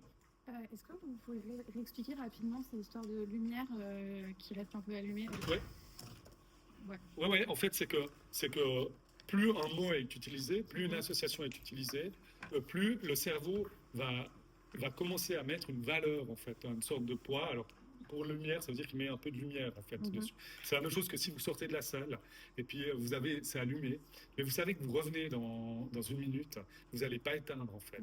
Vous allez laisser allumer. Puis, en fait, le cerveau fait la même chose. Quand il y a des co-occurrences qui arrivent régulièrement, en fait, il va les laisser un petit peu allumer parce que ça va faciliter, parce qu'il sait que ça va revenir, en fait. Mais ce qui fait que ça nous influence dans les choix de mots et dans les choix d'associations. Parce que nous, quand on cherche une association, on va chercher des associations qui sont déjà un peu allumées.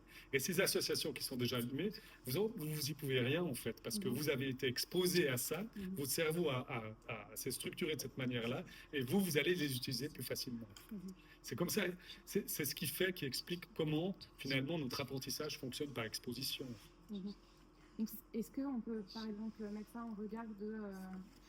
là-dessus, je pense aux jouets genrés, de dire, par exemple, les gens qui disent, mais moi j'ai tout fait bien, mais mon garçon il préfère les tracteurs et ma fille les licornes. Et on pourrait s'imaginer que dans le cerveau des enfants, il y a ces lumières, parce qu'ils ont vu ça sur les magazines. Voilà, c'est ça. C'est exactement ça. Okay. Et même c'est raccourci en fait. Et puis ces expositions peuvent changer en fait. Alors nous, on travaille pas mal là-dessus sur des changements d'exposition, mais il faut matraquer parce que là on matraque. Par exemple, même si vous regardez les films où il y a des héros et des héroïnes, en fait ce qu'on voit, et là il y a une analyse qui a été faite, je me souviens plus exactement un article, mais je peux le retrouver. C'est qu'on voit que quand c'est une héroïne, le temps de parole, c'est 50-50. Femme-homme, d'accord? Quand c'est un héros, le temps de parole, c'est 70-30. Puis ça, c'est très très difficile en fait à voir, vous, consciemment en fait. Donc c'est une exposition simplement qui parle plus en fait. Et j'ai fait une analyse pour vous dire, j'ai fait une analyse, alors peut-être vous connaissez, c'est une maison d'édition française pour des enfants qui s'appelle Luni, L-U-N-I-I, c'est des petits boîtiers comme ça, c'est des histoires orales pour des enfants. Et puis je collabore avec cette maison d'édition et elles ont le dernier tome de 11 à 14 ans. Elles ont fait vraiment très très attention. Mais en fait, il y avait une chose par exemple, il y a plusieurs choses qui allaient pas, puis elles s'en rendaient pas compte, c'est simplement combien de personnages masculins il y avait, combien de personnages féminins il y avait. Juste ça. Ça, c'est très facile, vous comptez, tac, tac, tac. Et en fait, c'était un truc comme 20% de personnages féminins. Dans les personnages secondaires, dans les personnages principaux, il y avait moitié-moitié, parce qu'elles ont vraiment fait attention. Puis après, elles ont écrit leur histoire, voilà. Et elles se sont pas rendues compte qu'en fait, elles ont simplement beaucoup plus parlé d'hommes. Et c'est drôle, hein, c'est ces expositions en fait qui sont très implicites. C'est très dur de changer ça en fait. Quand vous parlez de ces lumières par rapport au choix des mots, c'était ça en fait. Ouais, Finalement, c'est ça. on a ces associations d'une série d'adjectifs qu'on va utiliser. Ouais, c'est ça. Merci. Par rapport à ça, ce choix des mots, Ouais. le biais de genre qu'on a, est-ce que des outils, quand on écrit des articles ou des rapports, des outils comme ChatGPT peuvent nous aider à les éviter? Bah non, en fait. En fait, je vous dis non parce qu'on a un projet maintenant avec l'INSERM là-dessus, en fait. Puis en fait, ce qui est intéressant, c'est que ces associations, ces ampoules, elles sont encore plus fortes chez ChatGPT, en fait. Elles sont vraiment plus fortes. Et là, les études que je vous ai montrées, on est en train de les répliquer maintenant sur des modèles, alors pas ChatGPT, mais d'autres modèles, parce que en France, il y a Mistral ou des modèles comme ça. Puis en fait, ils sont pires, en fait. Ces associations, elles sont encore plus fortes sur des modèles. Alors nous, on essaye, on donne des ateliers, puis on a un texte, puis on demande aux gens de réécrire de manière neutre. Et puis on l'a essayé, on a un collaborateur qui a fait l'atelier qu'avec ChatGPT. Et puis c'est intéressant, alors il a dû mettre 7 prompts différents, par exemple 7 à 10 prompts, pour arriver à quelque chose qui était non-genré. Mais il a fallu 7 à 10 prompts pour arriver à ça. Donc non, c'est compliqué. Comme ces moteurs doivent être entraînés, vous ne pensez pas qu'en les entraînant... Ouais, sauf que l'entraînement, il est fait, enfin, il est souvent fait déjà. Et puis, alors maintenant, c'est encore autre chose, c'est un autre projet, ça, de dire, est-ce qu'on peut les entraîner? Moi, j'ai naïvement toujours cru avant de travailler sur ce sujet, qu'en mettant des choses sur moi, j'utilise Bing ou Copilot, en mettant des choses là, ça va changer. Puis en fait, il apprend plus. En fait, c'est pas des modèles qui apprennent. Donc non. Donc ça, c'est un autre projet. Mais on est aussi en train de travailler là-dessus. C'est intéressant pour voir ce qu'on doit faire. Oui. Est-ce que le langage il a toujours été binaire? Ou est-ce qu'il y avait peut-être des formes binaires qui ont disparu dans le passé? Ou est-ce qu'il y a eu d'autres propositions non binaires? Ouais, c'est intéressant.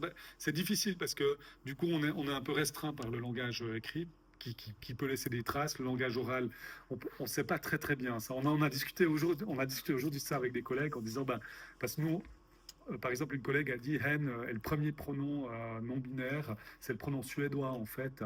Et puis en fait, on a changé ça dans l'article en disant on ne sait pas. Peut-être qu'il y a eu des périodes. Alors il y a des langues où il y a plusieurs genres grammaticaux. Hein. Il y a un autre où il y en a plus encore et qui dépendent. Alors c'est pas forcément par rapport à la non binarité, mais il y a plus de diversité dans les pronoms qui sont utilisés.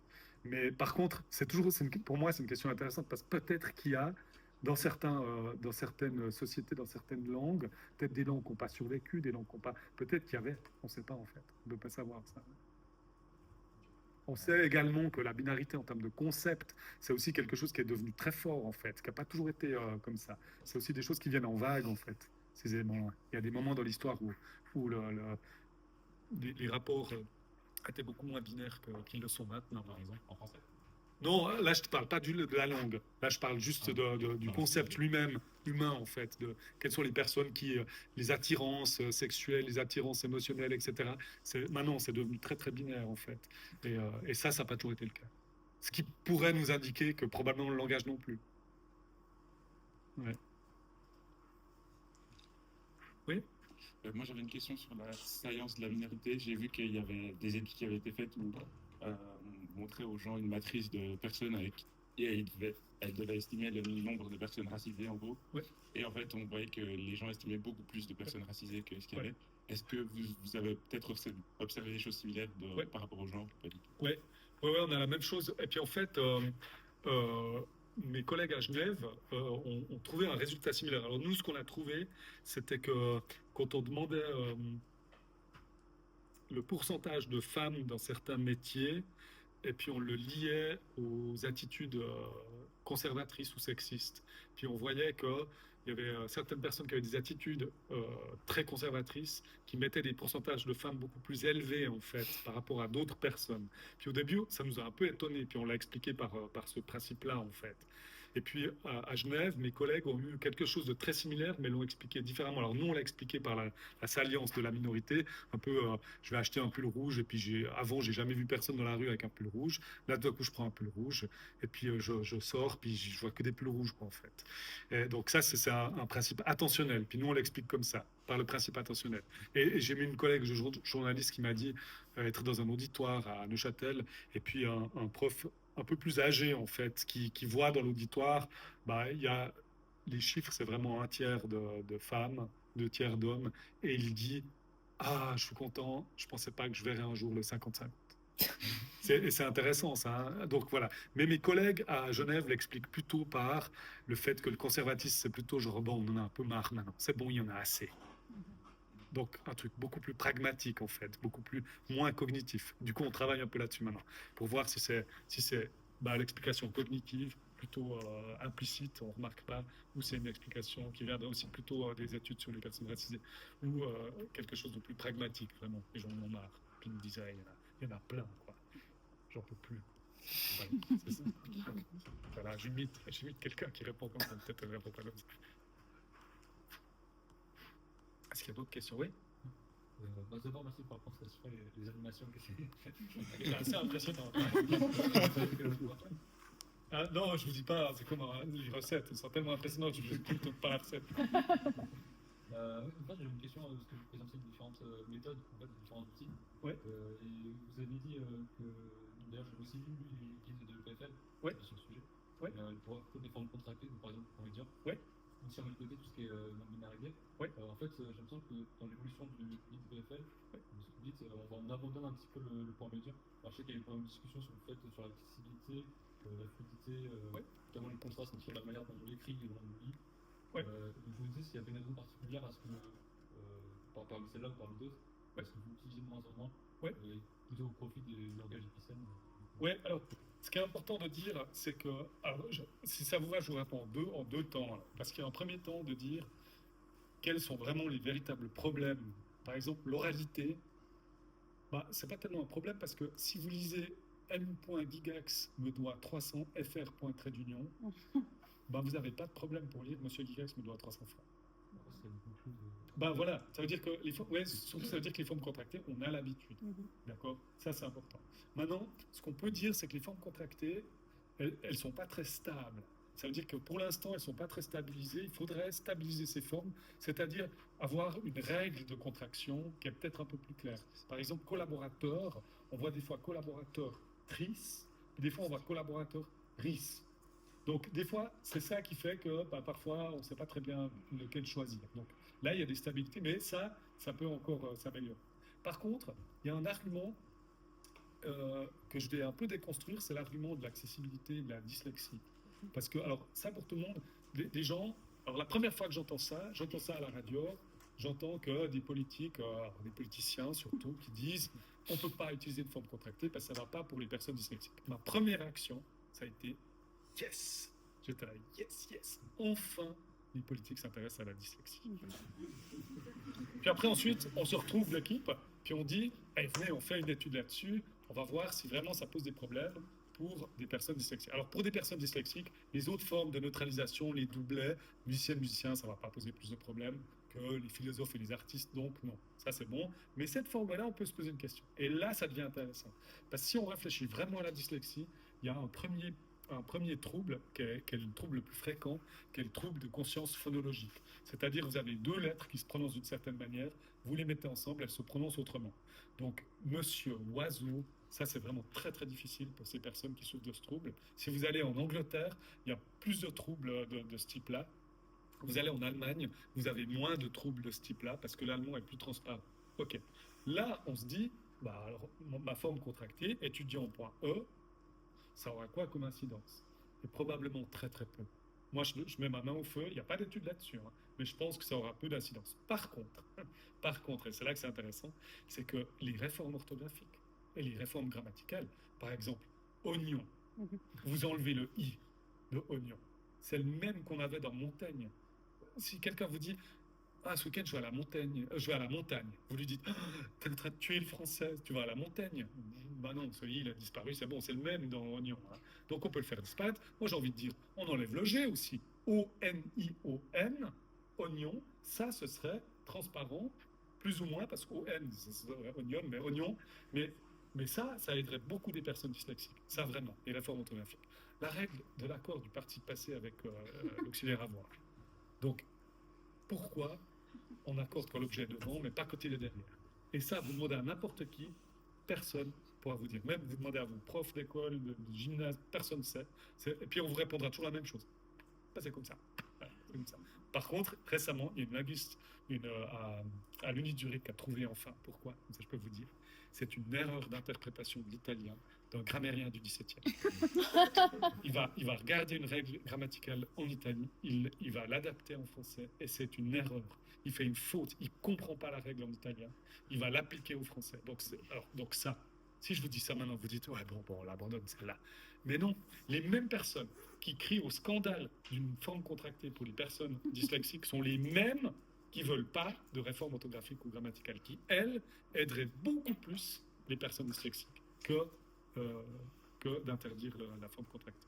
Maintenant, juste par rapport à la dyslexie, il y a encore une autre forme de trouble, c'est les troubles de conscience morphologique. Quand vous dites les chanteuses, c'est chant, on parle de chanson, euse, c'est des femmes, il y a un S, ça doit être un S d'ailleurs qui ne se prononce pas à l'oral, hein, donc ça c'est intéressant, on a d'autres choses qui ne se prononcent pas à l'oral. Mais bon, si vous le lisez, la personne elle doit décomposer. Et il y a des personnes qui ont de la peine à décomposer. Puis c'est dur, hein, si vous décomposez, puis votre système voit chat, bah, du coup vous avez plus de peine à le lire en fait. Et nous on pense, et ça c'est attesté, que les formes contractées vont les aider en fait. Ça va les aider à la décomposition du mot. Donc dans certains cas, ça pourrait même aider des personnes qui souffrent de certains troubles dyslexiques. D'accord? Donc voilà. Après, franchement aussi, si vous avez un enfant qui dit collaborateur.ris, évidemment, il faut maîtriser RIS. Il faut savoir ce que ça veut dire RIS, que c'est le suffixe féminin. Il faut avoir été suffisamment exposé à collaboratrice pour savoir que RIS, c'est le suffixe de collaborateur, collaboratrice. Donc pour des enfants qui n'ont pas cette maîtrise-là, il ne faut pas utiliser cette forme contractée, je pense. Donc ça, à mon avis, c'est légitime. Ça, c'est justifié. La stabilité aussi, je pense, et l'autre point que vous disiez avant, c'est le masculin vient toujours devant. Je pense que ces trois formes, ces trois éléments sont justifiables. Mais ce n'est souvent pas les éléments qu'on utilise. Mais sinon, voilà, je pense que nous, on a des tests de facilité de lecture et les gens s'habituent très vite à ces formes. Donc, ce n'est pas vraiment un problème. Voilà, pardon, c'était une longue réponse, mais ça vaut la peine quand même par rapport à la dyslexie parce qu'il y a beaucoup de choses qui se disent et c'est dommage en fait parce que ça donne une mauvaise impression. D'autres questions, allez-y. Ouais, c'est par rapport à ce que vous avez dit un moment, Ruffos, dans des notes, concernant ce que je super compris. Oui. Vous avez dit que le langue, c'était le miroir de la société. Oui. On parlait aussi ici, mais c'est un rapport de société qui est plus la société qui impacte la manière dont on langage. Et par exemple, il y a pas mal de langues, par exemple, on est plus déterminés en anglais, on a quand même des stéréotypes métiers. Bien sûr. En finlande, vous l'avez évoqué aujourd'hui. Oui. Et pourtant, ça fait partie des pays, il y a une sorte de paradoxe, c'est adapté au métier. Il y a plus de stéréotypes que dans les autres pays. Ouais. Et donc je me demande en fait, est-ce que le langage officiel, au final, sur le long terme, même au final, est-ce que les stéréotypes ne vont pas juste se greffer sur les nouveaux langages qu'on utilise, et donc ça va au final réduire le nombre de possibilités qu'on a en français, parce qu'en français on peut exprimer un autre un peu ambigu qui reflète ce qu'ils ont la société qui a en fait. Ouais. Mais on a aussi ces langages officiels qui aujourd'hui pour l'instant marchent. Ouais. Sur les contextes spécifiques qu'on connaît déjà. Ouais. Mais du coup, voilà, si on se prive du premier, en fait, tous les problèmes de déjà sur le deuxième. Est-ce qu'il n'y a pas un problème à ce niveau-là? En fait, si je reformule un peu la question, c'est de savoir quelles sont les sources de représentation qu'on a Et puis il y a des sources de représentation qui vont être liées au genre grammatical comme je vous l'ai montré, mais quand le genre grammatical n'est pas là, faut toujours faire attention parce que par rapport au genre, le genre grammatical va marquer le genre. D'accord? Ça, c'est important. Donc, si on arrive à des formes épicènes, on enlève cette marque-là. Mais il y a d'autres manières de marquer le genre. Par exemple, ce qui est important, c'est, par exemple, en turc, si vous avez, il n'y a pas de genre grammatical. Mais on marque quand même le genre. Par exemple, vous dites un enfant, je ne le dis pas en turc, un enfant et puis une fille-enfant. En fait. Un enfant, une fille-enfant. En fait, vous marquez le féminin. En anglais, si vous dites un athlete, on le marque aussi. On dit un athlete and a female athlete. En fait, ici, l'écriture inclusive, ce serait de dire a male athlete and a female athlete.